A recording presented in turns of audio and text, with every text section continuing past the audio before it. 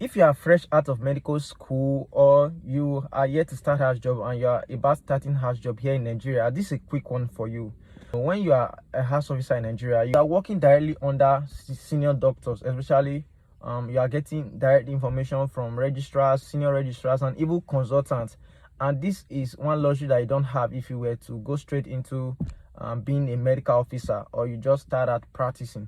So if you are starting house job, I would actually encourage you to do this simple thing that will really help you, especially if you intend to practice as a medical officer for some time before either getting into residency or leaving the country, whichever method you want to go.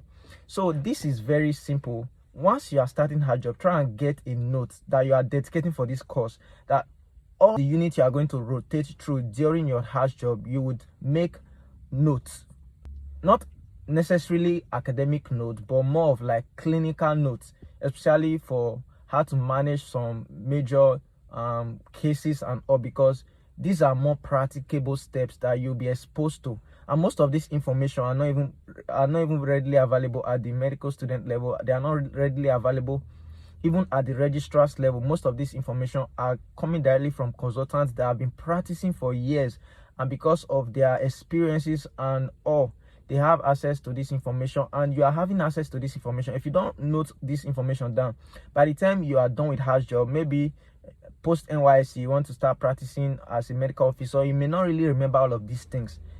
And especially for centers, like their guidelines, especially like O&G, because most centers have their peculiar guideline, and if you must get good result from applying that guideline, you have to apply it to the core. So if you can't retain all of these things throughout house job, because during house job you are going to learn a whole lot of things, so it is advisable that you get a note and you start writing down all these guidelines, especially when you rotate through O&G, internal medicine. You start writing down all these guidelines and this premium information that you'll be getting from directly from consultants, senior registrars, even registrars, which are not readily available to a medical officer. I hope this tip was helpful.